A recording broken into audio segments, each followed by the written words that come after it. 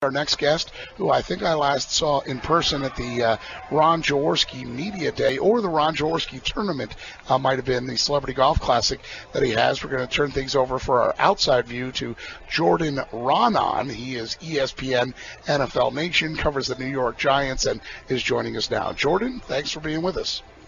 Keith, is that you? Doesn't even sound like you over there. Somebody said it's... Guy?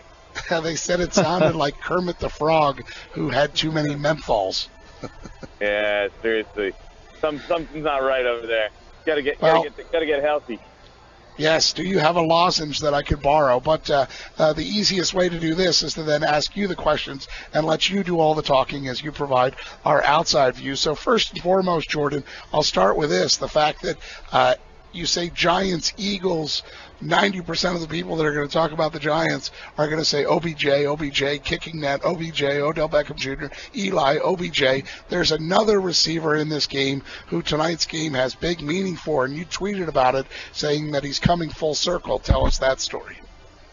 Yeah, I mean, Victor Cruz, the last time he was here, his knee exploded on him, and that was sort of turned his career upside down. He missed almost 2 full seasons, and this is kind of his first game back. This is his first game back in Philadelphia, and don't think for a second that it doesn't have special meaning to him. You know, he's very close with Odell, and Odell was talking this week, and unsolicited, he was all of a sudden just like, yeah, this is the biggest game of the year for Victor. You know, this game means a lot to him. Clinch the playoffs. It would be great for him to get in the end zone. So you just know that this isn't just another game for Victor Cruz. He plans to go out to the spot where he jumped for that pass, and I think everyone kind of remembers the scary scene of him laying on the ground and being unable to get up and sobbing as he was carted to the locker room. Knew that something was very, very wrong with his knee, and he tore his patella tendon. And as Odell told me, earlier this season, he said there's no longer people aren't worried about the ACL injury anymore. That's one that guys can come back from. There's 2 injuries nowadays which are pretty much known as the killers, and they're you tear your Achilles and you tear your patella tendon. So the fact that Victor Cruz is back is quite an accomplishment. I'm sure he's not the same player he once was, but anyone who expected him to be after missing almost 2 full seasons, probably unrealistic. So important game for Victor Cruz here mentally, and to be able to clinch a playoff spot in Philadelphia after almost 2 years out of the NFL, or not out of the NFL, but not playing, means a lot to the Giants here. Jordan, this is Scott Grayson. Happy to have your perspective on this whole game here tonight. Janoris Jenkins, big-time back injury last Sunday. It's kind of amazing that he's even, a game-time decision after that. If he's not in the lineup, how much easier does that potentially make things for Carson Wentz and company? It definitely is a benefit. I mean, I would make the argument that Janoris Jenkins has been this team's best and most consistent player the entire season. From week 1 until now, better than Odell Beckham, better than Landon Collins, better than Olivier Vernon, better than Damon Harrison. He has been a stud. I mean, the Giants have thrown him on pretty much every top receiver they faced this year. And here's some of the guys they faced. Ready? Antonio Brown, A.J. Green, Dez Bryant twice. And those 2 Dez Bryant games, Dez Bryant had 2 catches combined for 18 yards in those 2 games with Janoris Jenkins covering him most of the time. And on one of those catches, Janoris Jenkins forced a fumble. He's been tremendous this year. It's obviously a significant drop-off when you're talking about, all right, we're taking a Pro Bowl cornerback out of the Giants lineup. They do have decent depth at the position. That's the positive. Dominique Rodgers-Cromartie has been playing the slot this year, so they just move him instantly to the outside. Obviously, proven veteran quality player.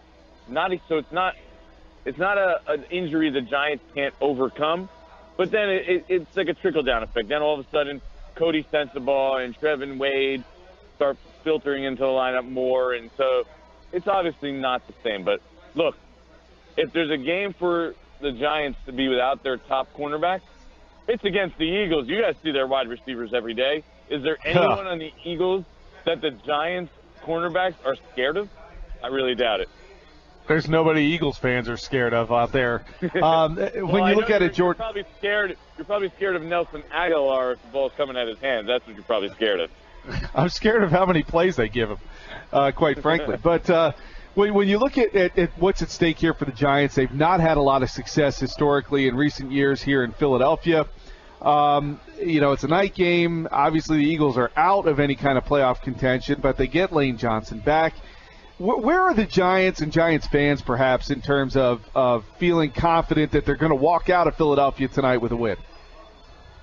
I think they're very confident. I mean, the way this team has played defensively recently is impressive, to say the least. I mean, they haven't allowed a touchdown in 7+ quarters right now. They allowed 13 total points in the past 2 games against the Lions and Cowboys team. And those are pretty good teams, pretty good offenses. So Giants they have a recipe that's working for them right now. They play solid defense. They make just enough plays on offense. It's almost as if they wait for Odell Beckham Jr. to make that big play that he pretty much does make. I mean, he's got 10 touchdowns in his past 10 games. So I think Giants fans are feeling really good about this team. Now, look, they are a 99.3% chance to make the playoffs, right? So let's not pretend this is a huge game for the Giants. Yeah, they can clinch. It would be nice to do it themselves, but this is not a do-or-die game. This is the Giants. They could probably lose their final 2 games, and if you're being realistic, and still make the playoffs. They would need 15 other things to go against them in order to still be left out, on top of losing both their games. So the Giants do want to win, but it's not. Look, their bigger games were the past 2 weeks. This is a short week. They're just trying to get through this game. They're going to do it probably without Janoris Jenkins. I'm not really expecting him to play. And look, if this was a playoff game, I think Janoris Jenkins probably would play, but it's not. And I think the Giants realize that. Look, they're on the verge of making the playoffs. They're right there. What's important to them right now is trying to get this offense right. It really hasn't been right. They haven't scored 20 points in a game in over a month. This offense has not been clicking. This has not been the strength of this team at any point this season. They've really sputtered most of the season. They're trying to get the offense right. They know what the defense can do in the playoffs, and they just want to get the offense right, especially on the road. They haven't been as good on the road. They have 3 road wins this year. One of them was in London, so that wasn't really a road game. That was a neutral site game. One of them was in Cleveland, and the other one was week 1 in Dallas. So they really haven't they haven't had a lot of good wins on the road. So it'd be nice to get a good win on the road, because the likelihood here is that this Giants team is going to have to go on the road in the playoffs and win games against quality teams. Jordan Raanan with us, providing our outside view. And Jordan, we spend so much time talking about Eli, and we talk about Odell Beckham Jr., we talk about Victor Cruz, but I see that in the what to watch for notes, it says the Giants will be aiming for their second consecutive game with at least 100 yards rushing. Oh, they were finally able to go over 100 yards last week. What does the Giants' rushing attack present, both positive and minus? Yeah, well, they haven't run the ball consistently all year. Paul Perkins is a guy who's been playing more ever since their bye week, which was that first meeting with the Eagles. He brings a little life to that running attack. He brings a little juice. He can make defenders miss. He has some speed. And then Rashad Jennings, he's more of a straight line, one-cut kind of guy, and puts his head down and tries to get some yards. So, yeah, the Giants have done better. They got Justin Pugh back last week, which was huge for them. They really needed Justin Pugh. He's their starting left guard. Arguably their best offensive lineman. It would be really hard to make the argument that he's not their best offensive lineman. So the Giants' running game is heading in the right direction right now. But Jordan, you also have to remember that they started at such a low point. I mean, we're talking about it's an accomplishment. Nowhere to go but up. 100 yards in a game. Yeah, they were 31st in the league in rushing. So, the bar is set low. Jordan, when you look at OBJ, obviously he's an explosive player, and as you said, he's kind of the one putting the points on the board. It seems like the biggest play is the slant and the run after the catch for him, especially with Eli getting the ball out fast. It does that for Eli, and it also gives OBJ some time to possibly work in space. How important, and do you expect that to kind of be how they try to break through against the Eagles' defense with him tonight? Yeah, I mean, that's the thing. The reason this plan has been so successful is because the way teams defend the Giants is they play two deep safety. I mean, it's given the Giants fits. They have trouble getting the ball down the field. It's sort of like they have bracket coverage on Odell. So that is the way teams are going, and it opens things up underneath a little bit because, you know, if you're keeping your safeties down, you have less guys in the box. I mean, if you're keeping your safeties back, you have less guys in the box. And it opens up the slants for Odell. Once he gets the ball in his hands, we all know that he's absolutely lethal. So that's sort of what the Giants have been left to do because they haven't been able to hit Beckham on a lot of deep throws this year. Very few times have they had the opportunity to get him in spots where they can really exploit the opponent on deep throws. But if they can get one-on-one coverage, and if they see Beckham in that one-on-one coverage, they really don't care who he's going against, and they'll throw the ball to him down the field, and they'll take their shots. So anytime the Giants have that opportunity, you're going to see them do it. But I would expect the Eagles to do much like every other team has done and play their safeties deep, keep one over the top on Beckham pretty much at all times, and let them try and dink and dunk and get the short stuff and have to go that way. Because you know what? That's been the Giants' biggest problem. They haven't been able to sustain drives this year. Jordan Raanan, he's the ESPN NFL Nation reporter who covers the New York Giants, also friend of the show and a friend of mine. And Jordan will pin you down right before you leave and get who wins this game and by what score.